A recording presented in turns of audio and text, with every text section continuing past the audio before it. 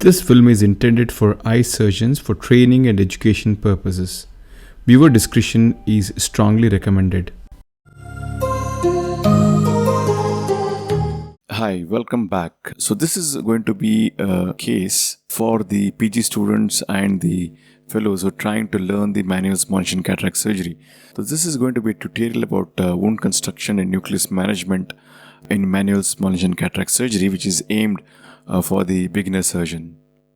She's an elderly lady who has got this hypermature Morgagnian cataract, and also she has got head nodding, and plan is to perform manual small incision cataract surgery under a peripheral bar block with mild IV sedation. So I begin by making a conjunctival peritomy. So to minimize bleeding, one tip would be to scrape off all the episclera and the tenons. This helps us to take away all the tissue which actually harbors the blood vessels, and sclera is actually an avascular structure. So we remove the episclera nicely, very little cautery is required, and then we have a clean working field. Time to cauterize the bleeders. One tip for the youngsters is don't overdo the cautery. Just identify the bleeders and then cauterize. The reason being, if you do excessive cautery, we may induce a lot of inflammation that induces a lot of surgical stigmatism, and rarely there's always a risk of surgically induced necrotizing keratitis as well. So now cautery is done. The most important step when you're performing the scleral tunnel is to fixate the globe well. Traditionally, we have all been teaching to hold the limbus on the left side along with the conch to stabilize the globe as the tunnel is being performed. But I feel for all beginners, they would traumatize the conjunctiva very much and tear it off. So that's the reason why I would recommend all my trainees to perform a small posterior fixation scleral groove. It's a partial thickness scleral groove, and it is used to stabilize the globe as the tunneling is being done. So this is less traumatic than tearing off all the conjunctiva, which we have noticed by many of the beginner surgeons. So we create the first fixation groove, which is about 1 to 2 mm posterior to the intended scleral groove. Then I'm creating scleral groove with a 50 number blade. The depth would be around half thickness, that is around 300 to 350 microns. It's slightly frown shaped. It's measuring about 6.5 mm in width. The distance between the central point of the scleral groove and the limbus should be around 1.5 mm, not less than that. And if you have a very large distance between the limbus and the scleral groove, the chances of having a premature entry are slightly higher. So for beginners, I would recommend that you need to be slightly closer to the limbus, that around 1.5 mm would suffice. This would ensure that the incidence of premature entry by the beginner surgeon would be slightly less. So now we go ahead with the crescent blade. Initially we start exactly at the center. With a wriggling motion we enter the sclera, and when you're dissecting the sclera, you can see that the blade is still seen through the sclera. That is an indirect clue that the thickness at which the blade is present is alright. The blade is then wriggled into the cornea. Again 1.5 mm into the cornea. And then the blade is moved sideways to extend this sclerocorneal tunnel. The premature entry can also rarely happen when you're trying to aggressively dissect out the lateral part of the tunnel. So you have to be mindful about the curvature of the blade at which it is moving. So stabilize the globe well with your left hand and then perform the tunnel. So we have a tunnel which has got a wider inner lip. The inner lip again is 1.5 mm from the limbus in the center, and the inner lip always runs parallel to the limbus until it reaches the dead end. So we have a wider inner mouth compared to the external mouth. But this is what I would recommend for all beginners. This helps to minimize the endothelial trauma during the nucleus manipulation and extracting out. So once with experience, you can reduce the size of the incision as you master the technique. The external incision about 6.5 mm, the inner would be 7.5 to 8. So time to stain the capsule. This is a Morgagnian cataract, so having a good staining of the capsule is quintessential. I prefer to do it under the air, then trypan blue are gently dropped in. So we have a good staining of the anterior capsule.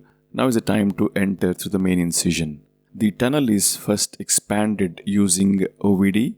So I'm using a sharp 2.8 millimeter bevel up blade so that the blade can easily traverse and reach the inner lip. Now this is very critical. We don't want to enter the eye prematurely. So the blade is navigated slowly until we reach the end of the sclerocorneal tunnel. That is the corneal end, which is about 1.5 millimeter from the limbus. Then the sharp tip of the keratome perforates the descendants and we enter into the anterior chamber. And then look at the lateral extension.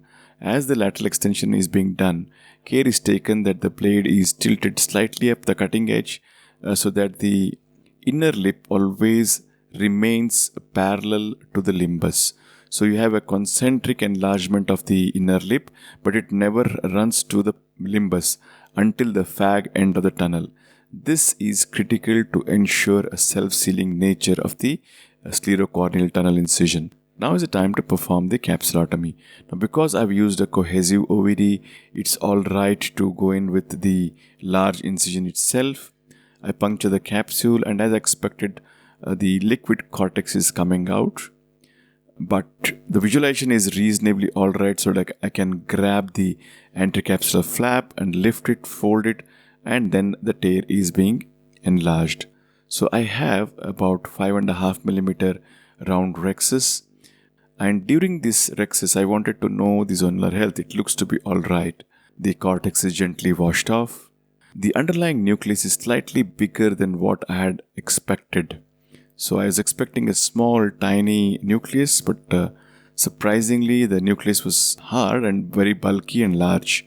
At this time, you need to be mindful that we don't damage the zonules during maneuvering the nucleus out of the bag.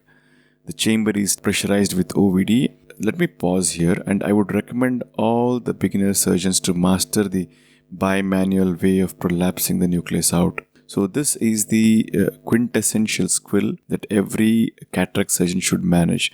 What I've realized is many surgeons try to remove the nucleus out from the bag using a single instrument. That is not the right way, and it is possible only if the rhexis is very large. Then only you can prolapse it with a single hand. When you have an eye which has got a slightly smaller rhexis, which we would intend to do as we get more experience, and in eyes where the pupil is small or there is a zonulopathy, then the single-handed technique of maneuvering the nucleus out can become very challenging. So this is a technique which I would recommend all of you to learn and master. So let us play this in slow motion. So I'm using two SICS. With the right hand, the nucleus is pushed away slightly so that the equator of the nucleus comes into view. The second instrument goes and hooks under the equator of the lens, lifts it up, and then using both the instruments, the equator is pulled towards me and also rotated simultaneously. It's just like wheeling out the nucleus out of the bag. So in a couple of seconds, the nucleus is comfortably out of the bag. So this is a very nice way to prolapse the nucleus out of a smaller rhexis without causing any damage to the zonules or the bag. This is one technique which I would want all the SICS surgeons to master. OVD is placed in front of the nucleus and also behind the nucleus. Time to remove the nucleus using a phaco sandwich technique. So I would recommend always to ensure that the SICS goes in first so that when the nucleus pops up, it doesn't rub against the endothelium. The SICS hook acts like a guard, pushing the nucleus down. Then the vectis is slowly introduced behind it, and then positioning the two instruments. I would prefer to have the SICS covering at least 90 to 100% of the span of the nucleus, whereas the vectis would cover 70 to 80%. This should ensure good stability of the nucleus as it is being extracted out, and there won't be any slippage. Next, the SICS I would prefer to always be in the center of the vectis, and the vectis has to be visualized through the nucleus. Even the brownness of the nucleus, you still get some impression of the vectis because we don't want to engage the iris as we are pulling out the nucleus. So you see the vectis, and the dialer, I would prefer it to be positioned exactly at the center so that there is no tilting of the nucleus as you are pressing both the instruments together. The next maneuver would be the sandwich. The nucleus is sandwiched in between the vectis and the dialer, and both the instruments are then simultaneously pulled outwards and getting the nucleus along with it. So this is the way the nucleus is extracted out. Immediately the visualization will be very poor because of the endothelium coated by the muck compromising of the cortex, epinucleus and the OVD. So I go in with HPMC and just burp it out, push OVD in front and the epinucleus and the cortex is burped out. So there is very little cortex. I want to go in and put the lens first. So this was the planned single piece hydrophobic lens. It is being placed into the bag now. And then the remaining cortex is aspirated out. OVD both in front and behind the lens is irrigated out, and then that's it, the case is done. The ports are hydrated and the conjunctiva is being closed by using the cautery here. So how do you cauterize the flap? I prefer to cauterize only at one end. First hold the two edges of the conjunctival flap, drape it firmly over the entire incision up to the limbus, and then using the Fuskin forceps grasp the two ends of the flap, hold it there, and then apply a gentle cautery in pulse mode. In the sense, short bursts of cautery should be applied at different areas so that the adhesion is strong. Until then, the left hand should not leave the conjunctival flap.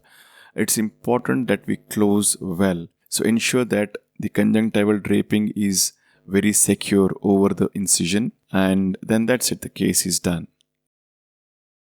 So this was a brief tutorial for the beginners to perform the manual small incision cataract surgery with a special emphasis on maneuvering the nucleus out of the bag using the bimanual technique.